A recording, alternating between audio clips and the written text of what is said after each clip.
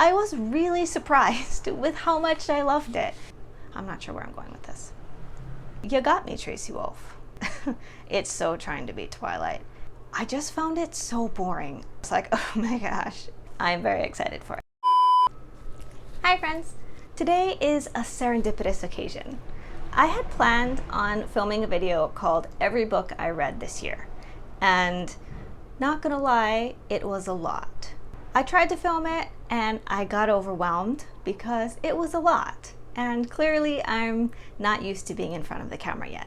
When I saw this tag, I thought, what could be more perfect? I get to tell you about all the highs and lows of my reading year without going into all the boring stuff in the middle, because there are a lot of books that I read this year that I honestly didn't know what to say about, because they were just, you know those books that you just have nothing to say about. Had a lot of those this year. I'm not the first person to do this tag, obviously, but I just discovered it this year and it looked like a lot of fun, so I'm gonna try it. So just keep watching if you want to see all of my best and worst of this year, and I hope this inspires you to keep reading. So the first question in this tag is, what is your best book this year? For me, I'm gonna pick two. One is a fiction and one is a nonfiction. For me, it's not even a question. For fiction, it is The Paris Apartment by Lucy Foley. You can watch my previous review on this book, but I just thought it was great. It was so beautifully written, and the story, there were twists and turns that I didn't see coming. And yeah, I just thought it was really beautifully written. So I would definitely recommend it. For a nonfiction pick, I wanted to mention something that I haven't seen talked about very much, and that's My Body by Emily Ratajkowski. Ratajkowski. I think when I saw this book for the first time, I didn't think it was going to be as great as it was. I think a lot of people kind of wrote her off because she's a model and she's famous from being in Robin Thicke's Blurred Lines video. That video really put her on the map as a body and not as a person. In her essays, Emily discusses what it's like being a feminist in a very unfeminist industry. And she grapples with what it's like using her body as a tool and a means to make money, while also having to live in it in real life, and just having that lack of separation. Emily's writing is contemplative and thoughtful, and she's just a really talented writer. It really makes you think about how women are treated and how there's a preconceived notion that physically attractive women are treated better, when really she was treated just as badly, if not worse, because of how she looks. I think it's a must read for everybody. So the next question is, what is your favorite sequel this year? And for me, this has to go to Crush by Tracy Wolff.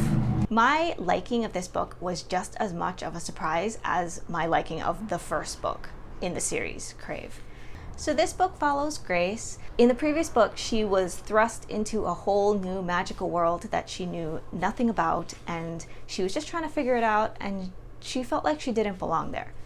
In this book, we find out that Grace actually does belong in this world, but to what extent, we don't know. We find out that Grace is in fact not in this world by accident. She was meant to be here. This book is my favorite in the series just because I think it has the most tension. In the previous book, the overarching sentiment or mood was really just confusion. Grace didn't know what was going on the entire time. But in this book, she realizes that she actually does belong in this world. She's having a lot of just internal tension about how she ended up in this world and what it all means. And we also have a new little love triangle going on, and that's always fun. Question number 3 is a new release that I want to read but haven't yet. For this, I'm going to go with The Hotel Nantucket by Elin Hildebrand. I hope I'm saying that correctly. This book follows a hotel manager of a somewhat failing hotel. She is having some problems in her life and she goes to manage this hotel, and the hotel is also having problems. I like hotels, and I also really like the word Nantucket. that is that must be the strangest thing. But if there's one thing I remember from studying literature in college, it's Arthur Gordon Pym of Nantucket by Poe. And I just don't know why I've really latched onto the word Nantucket, and it's just my favorite. So when I saw this book, I just thought, I love hotels, I like Nantucket, that's for me. Number 4, my most anticipated release for the second half of this year. That's easy, it's Charm by Tracy Wolff. Charm is the 5th book in the Crave series. I devoured the first 4, and Charm was supposed to be released in July or August, I believe, and it was pushed back until November, and I am disappointed about that. I'm eagerly awaiting it. This book is going to be focusing on the missing 4 months between the end of Crave and the beginning of Crush. I guess I'm not sure if it's going to be written in one big flashback, or if it's going to be Grace, or if it's going to be taking place in the main timeline with Grace like remembering what happened. I think it was always the plan to write this book, and honestly, this is probably the one that most people are excited about, just because it feels almost the most fan fiction-y, just because it takes place outside of the timeline of the main narrative, and so it feels like something that someone would go back and write later and like expand on a story that doesn't necessarily need to be told, because technically I think the series works without it. What is purported to happen in this book is not something I think we need to know, but it's something we want to know. And it's just gonna be fun and fluffy, hopefully. So I'm very excited for it. Biggest disappointment. This is gonna be a controversial pick. I don't even want to say it. So one of the first BookTubi-like books that I picked up this year was People We Meet on Vacation by Emily Henry. I picked it just because at the time, this was, I believe, in February, it was just so popular and everyone was reading it. I had just seen it everywhere. So I thought it would just be a great, fun, fluffy read, and it would be entertaining, and I would love it. Well, I didn't love it. I don't know what's wrong with me because everybody seemed to really love it, but I just found it so boring. I just didn't get it. People Who Meet on Vacation follows a woman named Poppy and her friend Alex. And every year for the last 10 years since they met in college, they would go on a summer vacation together, just as friends. Up until 2 years ago when something big happened on their trip and they're no longer speaking. So now it's 2 years later, they haven't spoken in 2 years, and they're trying to rekindle their friendship on another summer trip. So the book has an alternating timeline structure so we have the present day timeline with Poppy and Alex on this vacation, and every other chapter alternates from like a chapter about their summer trip 10 years ago, and then 9 years ago, 8 years ago, and so on. Maybe this is partially my own fault. Maybe I was just in the wrong mindset, but as I was reading those flashback chapters, as it went on, I started reading them less and less. Like, I think I probably read the first one well, and then I started to skim and skip until by the end, I think, and that basically left me with the present day narrative, where I assumed the main story was happening, except there wasn't much of a story happening there either. Nothing was happening in the present day timeline. I couldn't see the relevance of everything that was happening in the past timeline. I think even from the beginning, I could just kind of smell it coming of what I knew this huge event that happened between them was going to be. I was hoping it wouldn't be that. I was hoping it would be something more dramatic, but it wasn't. You can probably guess. If you haven't read this book, you can probably guess what happened between them on their trip. You're probably thinking it right now if you don't already know it. And you're probably right. So it's really that dull and that predictable. And the end was predictable. And I understand that there is a certain amount of predictability, and that's what makes these stories so comforting and why people love them, because they know they're going to get a certain happy ending. But I don't know. It wasn't even that the story didn't hit me in the feels. It legitimately irritated me. And I don't know why. So yeah, that's my rant on People We Meet on Vacation. Please don't hurt me. I have a runner-up in this category, and it's Vampire Academy by Reichelle Mead. I was just really on a vampire kick. After I read the Crave series, I was like, I need more vampire books. So I had seen Vampire Academy around, and honestly, I think I picked it because it was the first in a 6-book series, and I thought, 6 books? Great, I won't run out of vampire content anytime soon. Especially at this point, I think I had just heard that the show Legacies was ending, and I was sad about that too. I love that show. But anyway, as you can probably tell from the title, Vampire Academy follows a girl who goes to a vampire school called Vampire Academy. I don't remember her name, and I also don't remember what the book was about. I honestly couldn't find the plot in this book. Yeah, I really don't know what happened in this book. I couldn't explain it to you. But what I can tell you is that by the final page of the book, I still had not found the plot and had not found a reason why I would be compelled to continue reading the series. So this book was a fail for me. Number 6 is the biggest surprise this year. And for me, that was Where the Crawdads Sing by Delia Owens. This is another book that I had seen on pretty much everyone's bookshelf, all over Instagram, in the backgrounds of people's videos. I'd seen it everywhere.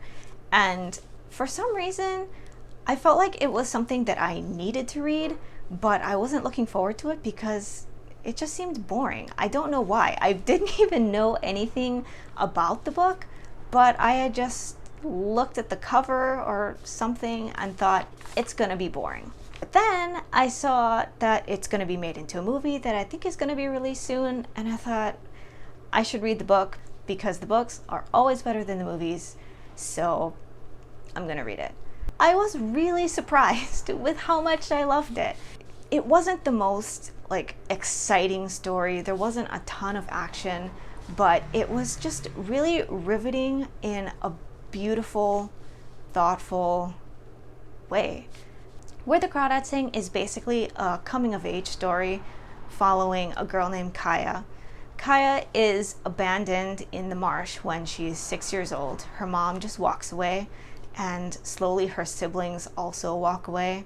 And then her dad, who was around the longest but never took care of her, he was always drunk, eventually he wanders away and is presumed dead. And so at around 10 years old, Kaya is just left alone in this marsh to fend for herself. And people in the surrounding town are just so mean to her. They treat her, instead of helping this little girl, they treat her like she's some sort of swamp thing. And it's just such a sad but beautiful story.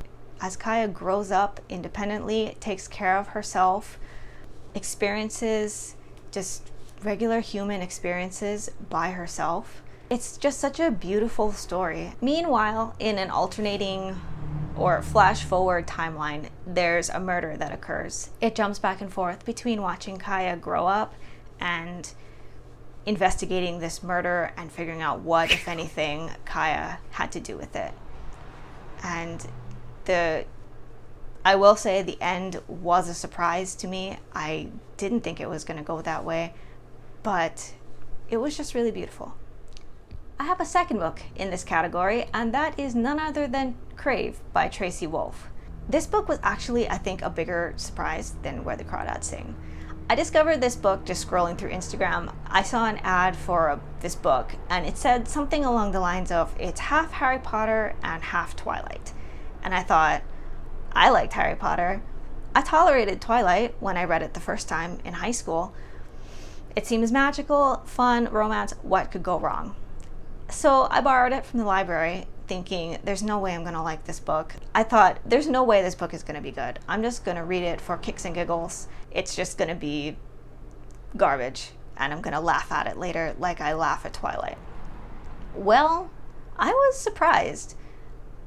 I was surprised with how quickly I got through it. I thought it was going to be one of those that took me weeks to read because I would force myself to read a couple of chapters just so I could say I had read it, so I'd have the grounds to point and laugh at it later.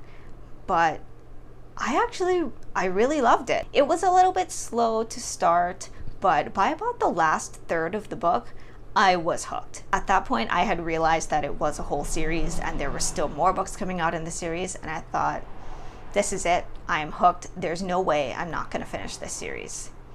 So you got me, Tracy Wolff. One other thing that was funny about this book was just the cover. I mean, look at it. Who do you think that's trying to be? Like, it's basically, you can just tell it's trying to be a Twilight knockoff. How lame. But I mean, really, that was just a genius marketing tactic. It drew me in. Whether or not it drew me in for the right reasons, it probably was the intended reason. It probably wanted me to come in with low expectations, only to be surprised that it actually was a fun story that stands on its own, and it's not just a complete Twilight knockoff. It's actually very different from Twilight. Pretty much everything that annoyed me about Twilight was non-existent or just completely different in this book. If Bella irritates you because she's just so damsel in distress and she seems like she just can't stand on her own 2 feet, read Crave. Grace is very different from Bella. She stands on her own 2 feet. If you were like low level offended by how hopeless Bella is, read Crave. You'll like it. So Crave follows a girl named Grace. Her parents are killed in a car accident in her hometown in San Diego, and because of that, she is forced to move to Alaska to live at a boarding school where her uncle is the headmaster and her cousin attends. So she gets to this boarding school and she can just tell that things aren't right. And there's some sort of secret. She just feels like the entire school is colluding to keep this secret from her, and it's bugging her. And weird things keep happening, and she meets a new mysterious boy who she trusts, but he won't tell her the secret either, and that annoys her. And she's really just trying to find her way. And then she finally figures out what is going on, and it is bigger than she could have imagined. Number 7 is favorite new author. I'm gonna have to go with Tessa Bailey for this. I know she is not a new author by any means, but she is new to me this year. I had never read anything by her. I had never heard anything about her, so I had no preconceived notions about her writing style or anything like that. I just knew that I had seen the name around. People seem to like her books. So out of all of the contemporary romance writers that I've read so far, I just feel like Tessa Bailey writes the best characters. I've been feeling like a lot of the characters in these contemporary romance novels are kind of thin, just because it's a similar character in a lot of these stories, just because they have a similar problem and they're gonna follow a similar path, have a similar arc, and end up in a similar place. I just felt like Tessa writes such deep and interesting characters, and it makes the stories just that much more interesting. It just adds more realism and makes you feel even more connected, makes you feel like it could be you, and it makes you feel more invested in the stories. Number 8, newest fictional crush. I'm gonna have to go with Hudson Vega from the Crave series. In the first book, Crave, Hudson is only mentioned and he's not actually there, and he is talked about as just being a terrible villain. He's an awful person, he's a killer, he's just a psycho. Every bad thing that could be said about a person is said about him. He's just the worst. In Crush, he actually becomes a real person, he becomes a character, and we see that he is terribly misjudged and misrepresented, and he's very different from what all of the other characters are saying about him. What I really liked about him, and what I think a lot of people really like about him, is that he undeniably just has unimaginable power. His power is that he can like dissolve people. So basically he can kill anybody instantly that's in front of him. He can get whatever he wants, do whatever he wants. But despite that, he just has unbelievable empathy. He cares so much about everyone else, and he never uses his powers just to use them, just to be evil. He has a great moral compass. He knows right from wrong, and he sticks by that. Other people may want him to use these powers for their own benefit, and he stands firm in when he feels that using the powers would be wrong. So yeah, he's just a really sweet character. He's described as having a British accent, which is also adorable. We're gonna see Hudson again in the upcoming book, Charm, and then I think there's another one, Cherish. So yeah, more of Hudson, yay.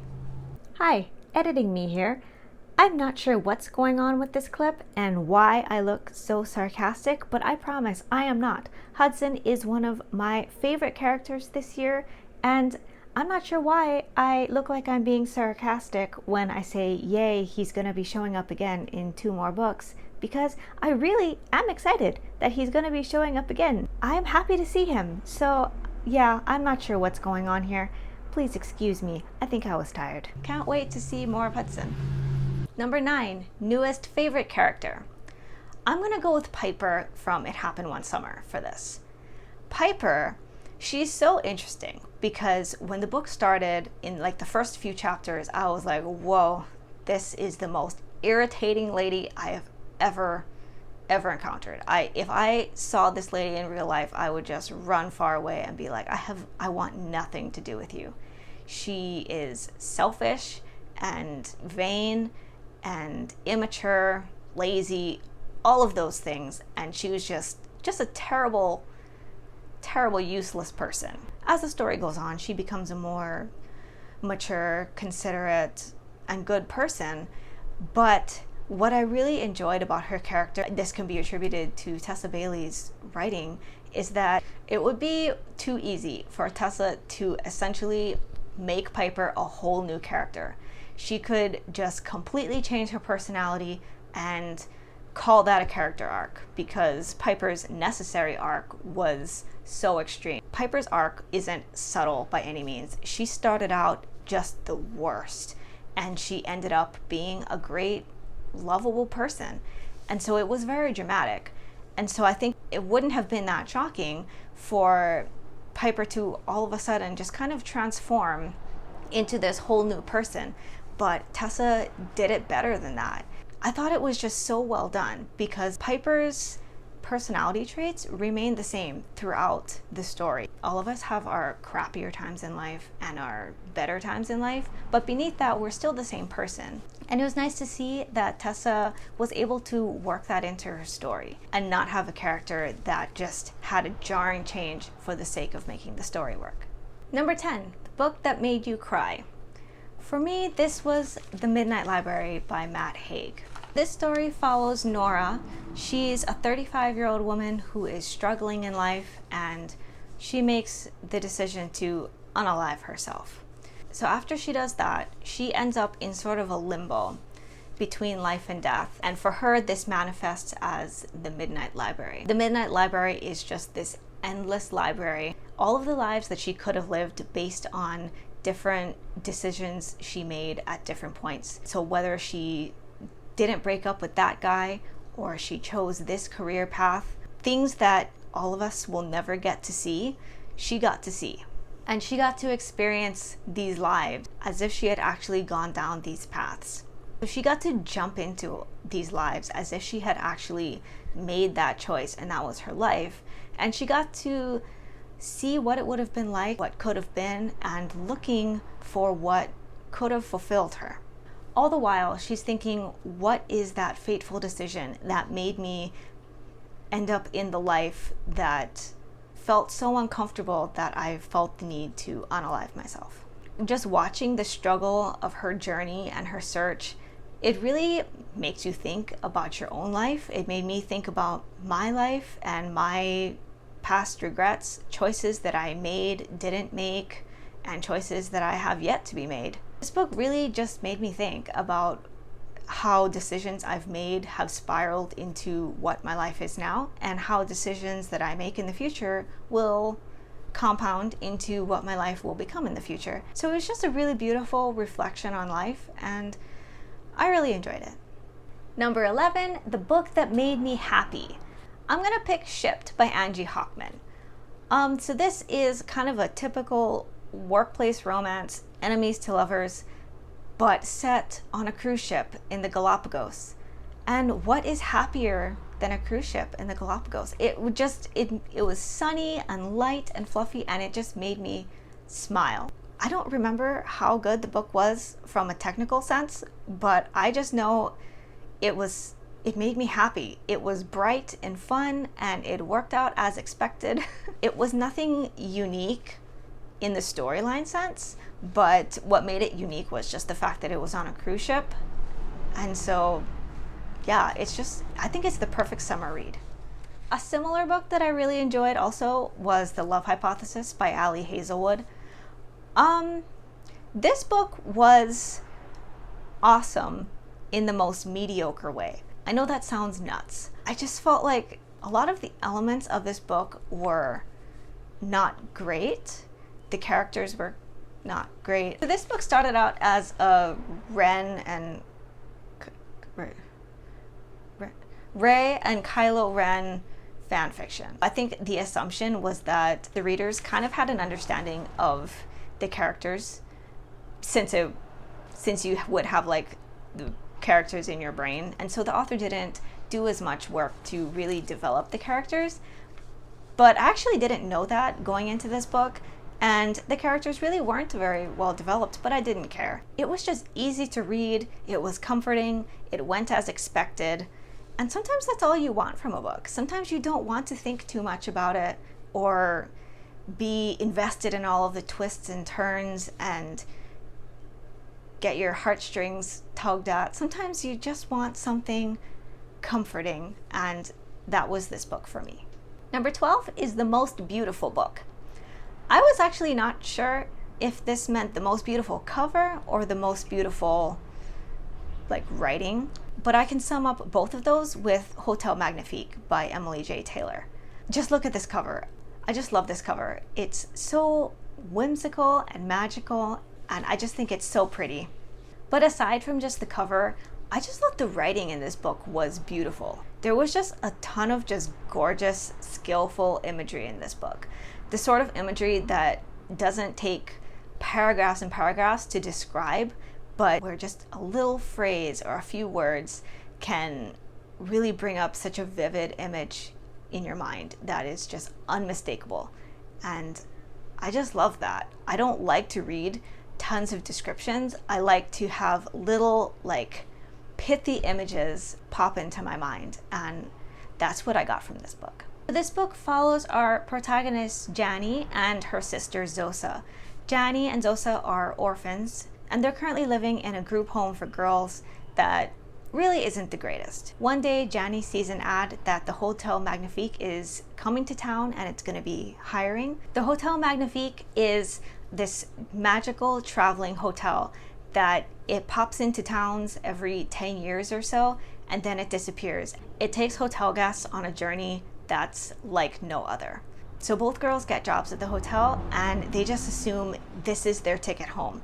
Their plan is to make some money while they're there, and then when the hotel travels to their hometown, they'll just hop out, and so the whole thing will just be a double win for them. But of course, things don't always go as planned. So Jani quickly finds out that the people in the hotel are not who they say they are. The owner of the hotel is definitely not who he says he is. And the hotel is traveling the world for reasons other than to give guests an amazing experience. Number 13, book I need to read by the end of the year.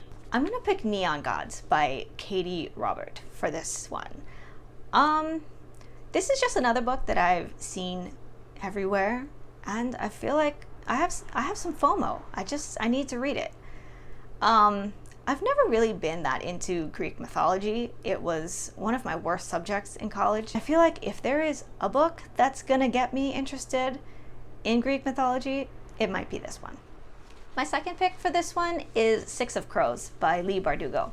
This is another one that is very popular around BookTube, but I don't actually know very much about it. I'm pretty sure it's a YA fantasy, which I am excited for because sometimes I've noticed adult fantasy can get kind of hard to follow. I'm just looking for a fun read to escape into an adventure and a new world that hopefully isn't too confusing, because I've read some confusing adult fantasy and it took away from the experience. It made it less fun sitting there reading confused and doing like mental gymnastics to try to understand the book.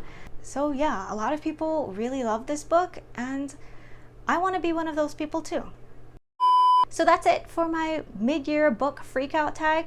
So far, it's been a great year of reading, and I'm excited to keep reading this year. Hopefully, at the end of the year, I have even more amazing books to talk about. If you like this video, don't forget to like and subscribe, and I will see you next time. Bye!